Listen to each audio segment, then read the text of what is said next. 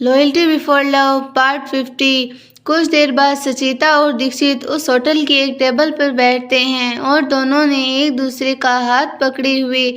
सचिता धीरे से कहती है, दीक्षित, हम दोनों पहले अपना ऑर्डर देते हैं और फिर हम थोड़ा सा खाना खाएंगे और फिर मैं उठकर वॉशरूम के लिए जाऊंगी और मैं आधे स्मॉल कैमरा और वॉइस रिकॉर्डर सेट कर दूंगी और मेरे आने की कुछ देर बाद फिर तुम भी वॉशरूम के बहाने जाना और आधे स्मॉल कैमरास और वॉइस रिकॉर्डर सेट कर देना।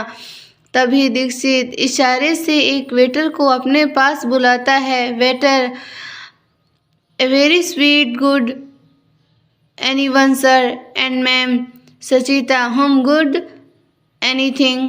Waiter, sir your order. Dikshit, मैं तो सिर्फ वेज खाता हूँ। सचिता, तुम नॉन वेज खाती हो या फिर वेज खाती हो? Sachita, only veg. Dikshit, okay, हम दोनों पनीर ऑर्डर करते हैं। दीक्षित, 2 प्लेट मटर पनीर, मटर टिक्की और paneer and non only Indian food. Waiter, sir sir. और उन दोनों के ऑर्डर लेकर वेटर वहाँ से चला जाता है। कुछ देर बाद वह दोनों अपना खाना खा रहे होते हैं और साथ ही साथ वहाँ पर स्टाफ और वहाँ के गेस्ट को ऑब्जर्व कर रहे होते हैं। थोड़ा सा खाना खाने के बाद सचिता उठकर वॉशरूम के लिए जाती है। वॉशरूम के तरफ जाते जाते बीच के हॉल में कैमरा और वॉइस रिकॉर्डर लगा देती है और फिर वह वॉशरूम की तरफ जाती है। वह वॉशरूम के आगे जाकर देखती है कि वहाँ पर 2-3 वेटर खड़े होकर कुछ बात कर रहे थे, तो वह चुपके से वहाँ पर कैमरा और वॉइस रिकॉर्डर लगा देती है।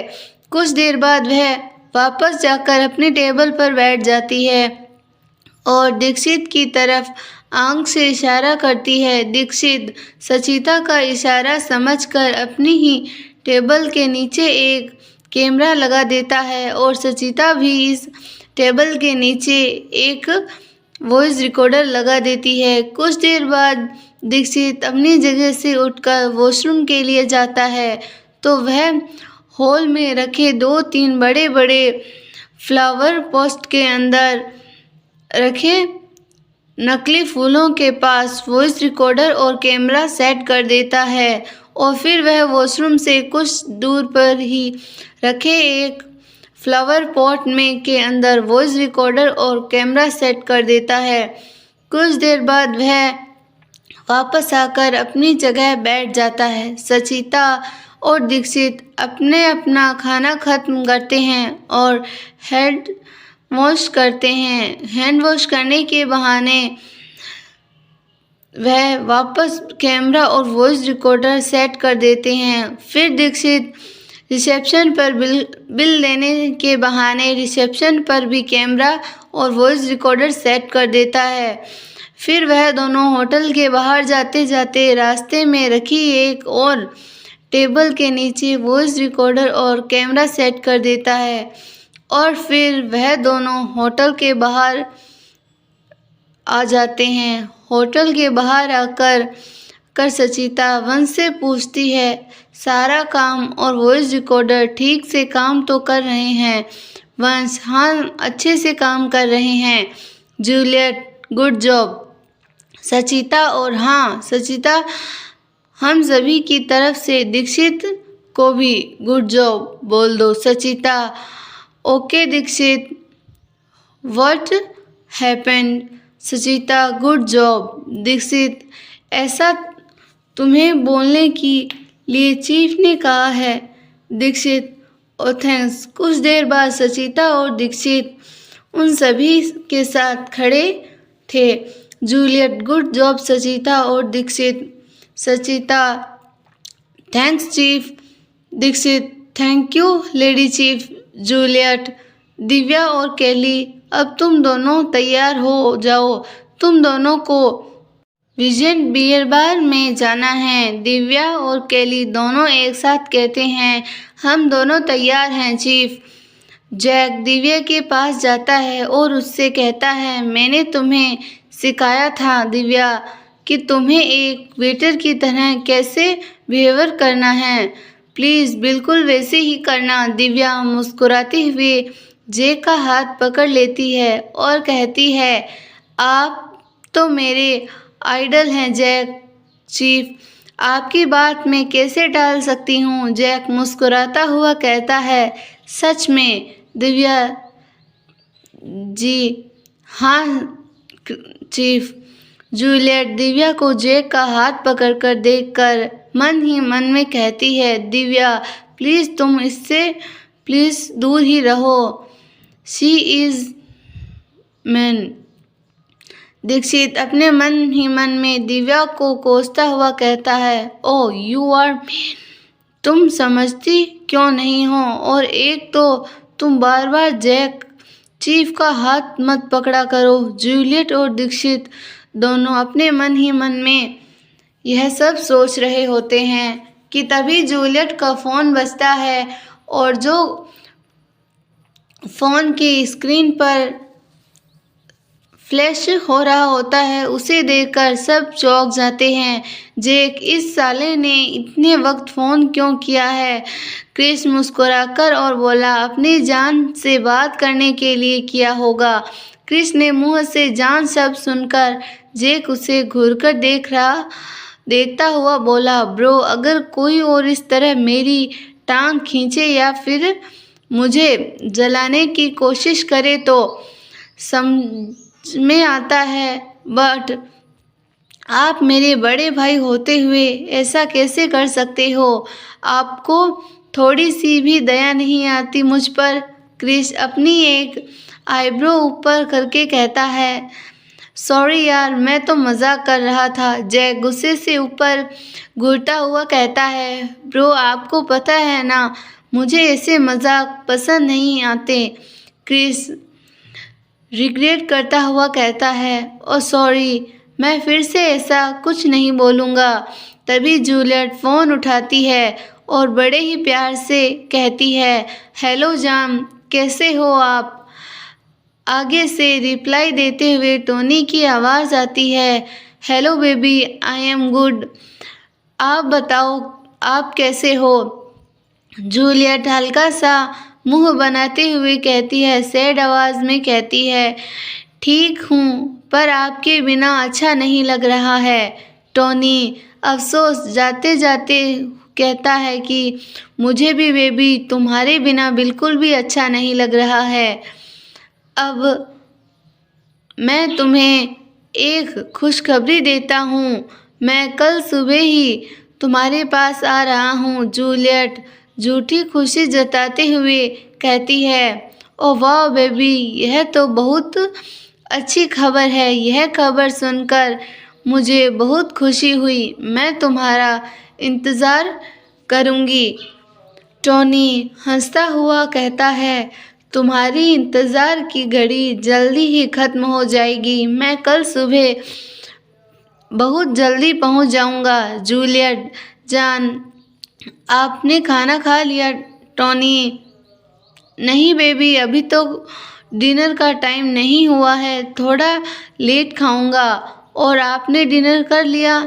जूलियट नहीं जान आपने बिल्कुल सही कहा, अभी तो बहुत ज़्यादा टाइम है, सभी डिनर का टाइम नहीं हुआ है। टोनी ओ बाय बेबी मुझे सामान पैक करना है। जूलियट ओ बाय जान take care. Tony okay baby and you also take care, love you. Juliet हंसकर कहती है, ओके बाय और फिर वह फ़ोन डिस्कनेक्ट कर देती है। जैक फ़ोन काटते ही गुस्से से कहता है, व्हाट इज़ दिस। मुझे इससे इतनी प्यार से बात क्यों करती रहती हो जूलियट। जैक मैंने तुमसे पहले भी कहा था कि मैं अपनी गर्लफ्रेंड होने का नाटक कर रही हूँ, और अगर मैं नाटक भी कर रही हूँ तो भी मुझे उससे प्यार से बात करनी होगी। जैक तुम्हें मुझसे तो कभी इतनी प्यार से बात नहीं करती। जूलियट जैक तुम इस बात को इतना पर्सनल मत लो, मुझे भूलो मत कि हम लोग सभी मिशन पर हैं। टोनी के कल आने की खबर सुनकर वंश, दीक्षित, अरिजीत, सचिता और केली के तो चेहरे का रंग ही उड़ गया था और दिव्या कंफ्यूज थी। और वहाँ हमारे प्यार जैक और जूलियट एक दूसरे से लड़ने में बिजी थे। तभी क्रिस बीच में बोल पड़ा। क्रिस, अरे रुको रुको, तुम दोनों ऐसे झगड़ा बंद करो। अब हमें यह सोचना है कि हमें अब आगे क्या प्लान जल्दी ही खत्म करना होगा, क्योंकि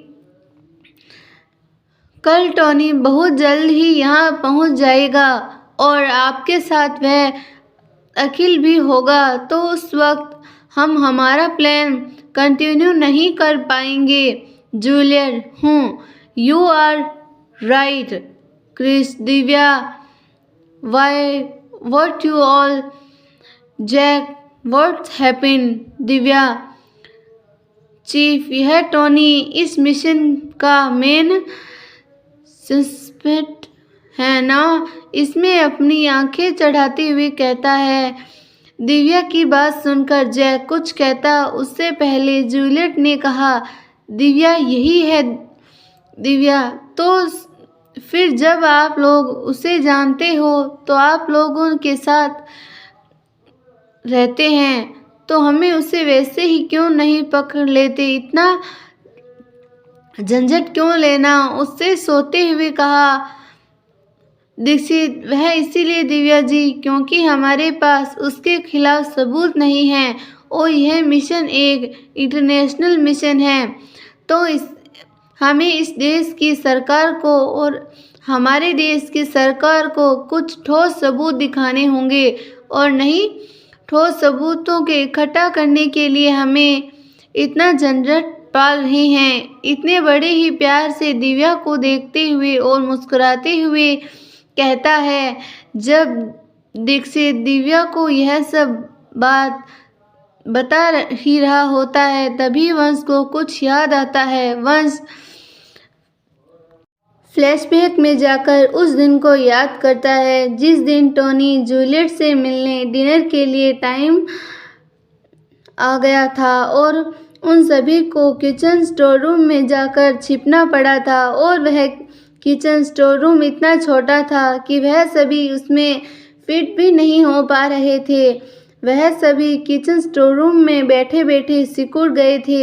ये बात याद आते ही वंश झट से वापस से फट साफ कर बैठ जाता है और चिल्लाकर कहता है, नहीं भगवान, आप ऐसा नहीं कर सकते।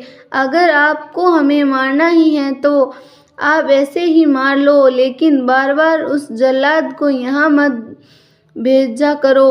वंश को इस तरह देखकर क्रिस कहता है, क्या हुआ तुम्हें? तुम इस तरह क्यों चिल्ला रहे हो वंश?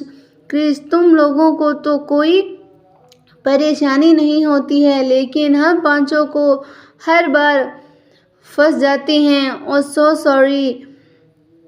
इस बार तो हम लोगों 6 हो गए। क्रिस, मैं कुछ समझा नहीं, तुम जो भी कहना है साफ साफ शब्दों में बताओ। वंश, उस टोनी को पता है कि तुम और जैक चीफ दोनों जूलियट चीफ के साथ रहते हो, लेकिन उस साले जल्लाद को यह नहीं पता है कि हम 5 भी यहाँ रहते हैं। और हम 5 से मेरा मतलब है कि दीक्षित, अरिजीत, सचिता और केली। इसीलिए तुम दोनों को कोई दिक्कत नहीं होती, लेकिन हम 5 को हर बार फंस जाते हैं और इस बार तो हमें कंपनी देने के लिए दिव्या भी है। अब हम 5 नहीं, अब हम 6 लोग हो गए हैं और अब हम लोगों के साथ दिव्या भी फंस जाएगी। वंश की बात सुनकर क्रिस हंसता हुआ कहता है, ओ अच्छा, इस बारे में बोल रहे हो क्या? कोई बात नहीं, थोड़ा सा सह लो। जूलियट मुस्कुराती हुई कहती है, कोई बात नहीं, अभी दिक्कत सिर्फ 3-4 दिन की ही है, उसके बाद हम सभी अपने देश लौट जाएंगे। जैक सही कहा तुमने। मुझे भी अपने देश की बहुत याद आ रही है। आखिर अपना देश तो अपना ही होता है और पराया देश पराया ही होता है। वह जल्द से जल्द इस मिशन को कंप्लीट करते हैं और वापस अपने देश चलते हैं। दीक्षित, हाँ, लेकिन हम अकेले नहीं जाएंगे। हमारे देश हमारे साथ वह जल्लाद हरामखोर भी चलेगा। जूलियट, नहीं दीक्षित, उसे तो हम यहीं मार देंगे। जब फिर उसका गंदा साया हमारे देश पर नहीं पड़ने देंगे। सचिता, मतलब जी हम लोग उसको राम नाम सत्य यही करने चलेंगे। मुझे तो लगा उसे हम हमारे देश लेकर जाएंगे, प्यारे देश स्टाइल में टॉर्चर करेंगे, तभी तो आगे दोबारा कोई और हमारे देश की तरफ नज़र उठाने से भी डरेगा। कैली, सही कहा सचिता तुमने। मेरा बस चले तो मैं हमारे देश की तरफ नज़र उठाने वाले हर घटिया इंसान को सड़क के बीच में सालों को प्यार से बैठाकर प्यारी देसी स्टाइल में टॉर्चर करूं। पर वह हमारे लोग कुछ भी नहीं कर सकते क्योंकि हम रो एजेंट हैं और एक रो एजेंट अपने आप को इसी तरह रिवील नहीं कर सकता। जूलियट, गाइज, अब हमें और भी जल्दी करने होगा। दिव्या, कैली, तुम दोनों जल्दी से तैयार हो जाओ, तुम दोनों को जाना है अभी। दिव्या, मैं तो अभी से रेडी हूँ। कैली, मैं भी अब से ही रेडी हूँ। कुछ देर बाद विजेंट बियर बार के बाहर कैली और दिव्या खड़ी हैं। उन दोनों के कान में ब्लूटूथ लगा है। कैली, हम दोनों बियर बार के बाहर हैं। जैक, अमृता, मैंने ऐसे तुम्हें बताया था, बिल्कुल वैसे ही। हाँ, और कैली, जो कोई भी ज़रूरत हो तो बता देना कि वैसे बिहेवियर करना है। Divya, don't wrong chief. अगर आपको हमारी स्टोरी पसंद आई तो स्टोरी को लाइक शेयर, चैनल को सब्सक्राइब करना ना भूलें और कमेंट ज़रूर करें। धन्यवाद।